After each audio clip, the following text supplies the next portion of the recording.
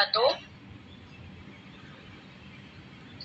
Shalom, Om Swastiastu, Namo Buddhaya, dan salam kebajikan. Selamat siang semuanya. Kami dari kelompok 7 Pancasila akan mempresentasikan hasil diskusi kami terkait mata kuliah Pancasila yang berjudul Pancasila sebagai Paradigma Pembangunan. Materi yang akan kami sampaikan meliputi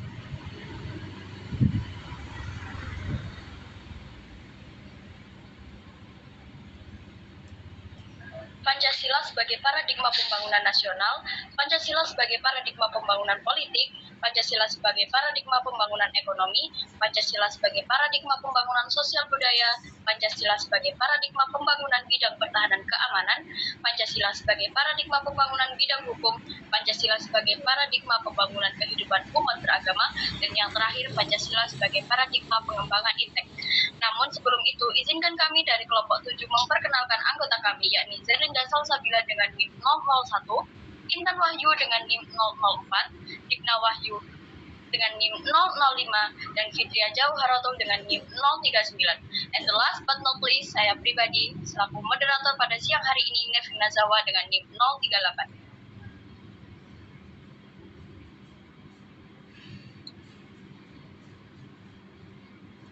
Selanjutnya, materi yang pertama, yakni Pancasila sebagai paradigma pembangunan nasional, yakni akan disampaikan oleh Zerlinda Salsabila. Waktu dan tempat saya berikan. Ya, poin yang pertama yakni paradigma pembangunan nasional. Secara filosofis, hakikat kedudukan Pancasila sebagai paradigma pembangunan nasional mengandung konsekuensi bahwa dalam segala aspek pembangunan nasional harus mendasarkan pada hakikat nilai-nilai Pancasila, karena nilai-nilai Pancasila mendasarkan diri pada ontologis manusia sebagai subjek pendukung Pancasila sekaligus sebagai subjek pendukung negara bidang kehidupan.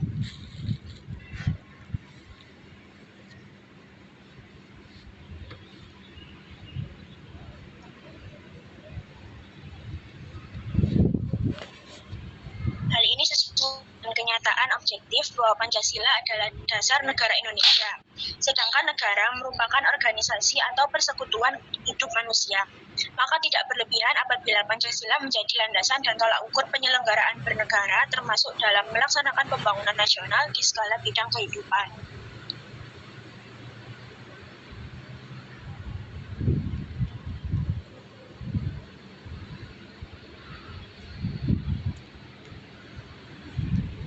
Materi selanjutnya yakni yang kedua, Pancasila sebagai paradigma pembangunan politik yang akan dibacakan oleh Digna Wahyu. Waktu dan tempat saya berikan. Paradigma pembangunan politik. Pancasila sebagai paradigma pembangunan politik. Pancasila bertolak dari kodrat manusia, sehingga pembangunan politik harus dapat meningkatkan harga dan martabat manusia. Sistem politik Indonesia yang bertolak dari manusia sebagai subjek harus mampu menempatkan kekuasaan tertinggi pada rakyat. Kekuasaan adalah dari rakyat, oleh rakyat, dan untuk rakyat. Sistem politik Indonesia yang sesuai dengan Pancasila sebagai paradigma adalah sistem politik demokrasi, bukan otoriter. Sistem politik Indonesia dikembangkan atas moral ketuhanan, moral kemanusiaan, moral persatuan, moral kerakyatan, dan moral keadilan. Pancasila sebagai paradigma pengembangan sosial politik diartikan bahwa Pancasila bersifat sosial politik, bangsa dalam cita-cita bersama, nyanyian diwujudkan dengan menggunakan nilai-nilai dalam Pancasila. Nilai-nilai sosial politik yang dijadikan moral baru masyarakat adalah nilai toleransi, nilai transparansi hukum dan kelembagaan, nilai kejujuran dan komitmen, dalam artian tindakan sesuai dengan kata, dan bermoral berdasarkan konsensus.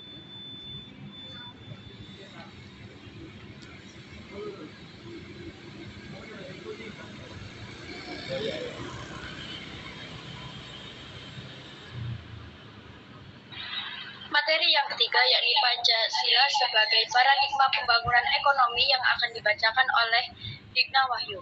Waktu dan tempat saya berikan. Baik, Pancasila sebagai paradigma pembangunan ekonomi. Sistem dan pembangunan ekonomi harus berpijak pada nilai moral Pancasila. Secara khusus, sistem ekonomi harus mendasarkan pada dasar moralitas, ketuhanan, dan kemanusiaan. Sistem ekonomi yang mendasarkan pada moralitas dan humanistis akan menghasilkan sistem ekonomi yang berberi kemanusiaan. Pancasila bertolak dari manusia sebagai dasar dan manusia sebagai subjek. Oleh karena itu, sistem ekonomi harus dikembangkan menjadi sistem dan pembangunan ekonomi yang bertujuan pada kesejahteraan rakyat secara keseluruhan.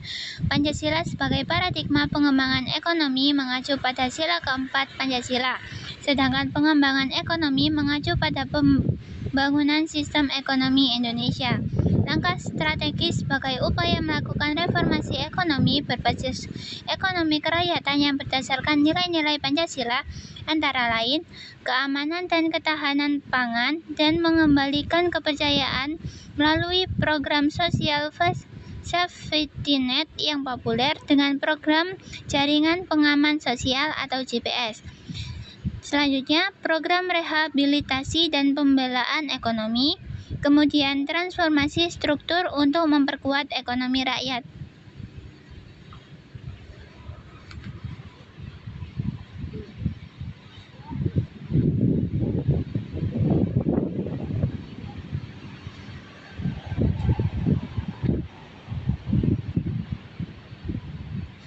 Materi yang keempat yakni Pancasila sebagai paradigma pembangunan sosial budaya yang akan dibacakan oleh Fitria Jauharotul. Waktu dan tempat saya berikan. Pancasila bersifat humanistik, berdasarkan pada martabat manusia yang bermartabat dan berbudaya, terutama tercermin dalam sila kedua, kemanusiaan yang adil dan beradab. Pembangunan sosial budaya harus menghargai keberagaman dan mengutamakan persatuan, menghindari diskriminasi dan ketidakadilan sosial. Pancasila juga mendukung pembangunan yang mengintegrasikan kemajemukan Indonesia, mengutamakan musyawarah untuk mufakat dan keadilan sosial. Dalam masa reformasi, Pancasila tetap menjadi dasar bagi pengembangan sosial budaya yang mendorong peningkatan derajat kemerdekaan dan kebebasan spiritual manusia.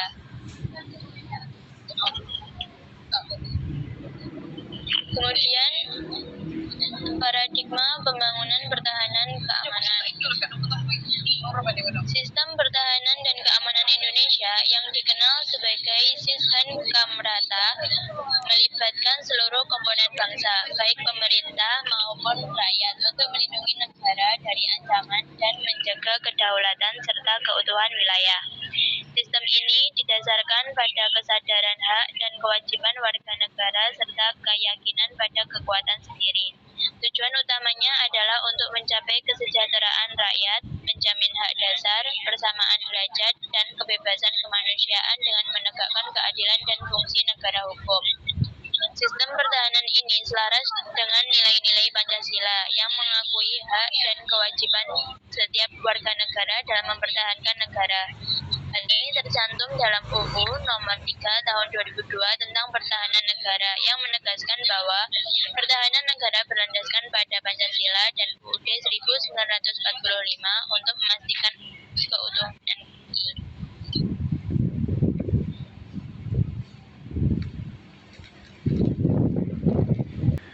Selanjutnya, materi yang ketujuh yakni Pancasila sebagai paradigma pembangunan kehidupan umat beragama yang akan dibacakan oleh Zetrinda Salsabila. Waktu dan tempat saya berikan.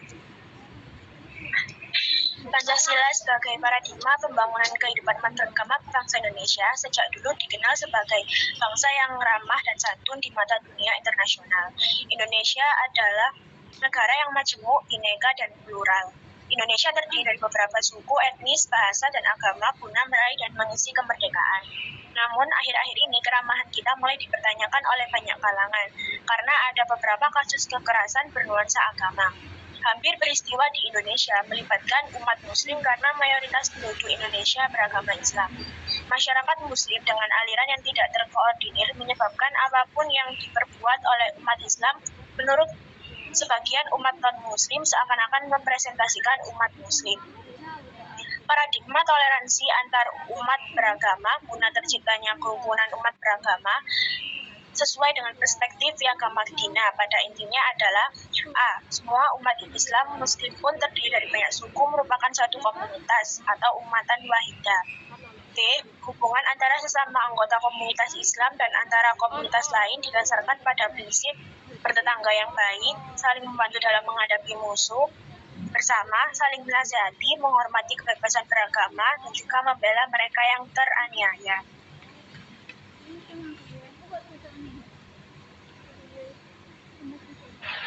Selanjutnya, materi yang terakhir yakni Pancasila sebagai paradigma pengembangan iptek yang akan dibacakan oleh Intan Wahyu. Waktu dan tempat saya berikan. Materi yang terakhir akan saya bacakan yakni dasar pengembangan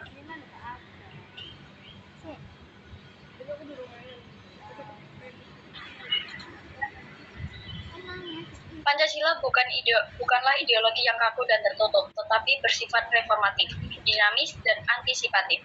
Dengan demikian, Pancasila mampu beradaptasi dengan perubahan dan perkembangan ilmu pengetahuan dan teknologi atau iptek dengan memperhatikan dinamika aspirasi masyarakat. Kemampuan ini sebenarnya tidak berarti bahwa Pancasila dapat mengubah nilai-nilai dasar yang terkandung di dalamnya, tetapi lebih ditekankan pada kemampuan mengartikulasikan suatu nilai ke dalam suatu kegiatan nyata dalam memecahkan masalah yang terjadi atau inovasi teknologi maju.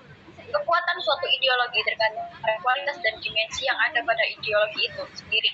Penelitian 1992. Ada beberapa dimensi penting dari sebuah ideologi, yakni 1. Dimensi realitas, artinya nilai-nilai dasar yang terkandung dalam ideologi tersebut sebenarnya berakar dari kehidupan masyarakat atau bangsa. Yang kedua, dimensi idealisme, yang artinya nilai-nilai dasar dari ideologi tersebut mengandung cita-cita yang memberikan harapan tentang masa depan yang cerah dan lebih baik. Serta yang ketiga, dimensi fleksibilitas, artinya dimensi pengembangan ideologi memiliki daya dorong dan daya rangsang untuk mengembangkan ide-ide baru.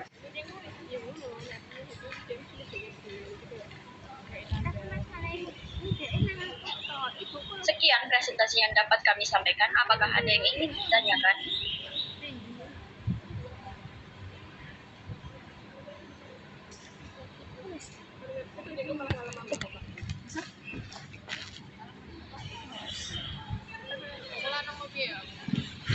Bila tidak ada yang ingin ditanyakan, maka presentasi hari ini akan saya akhiri.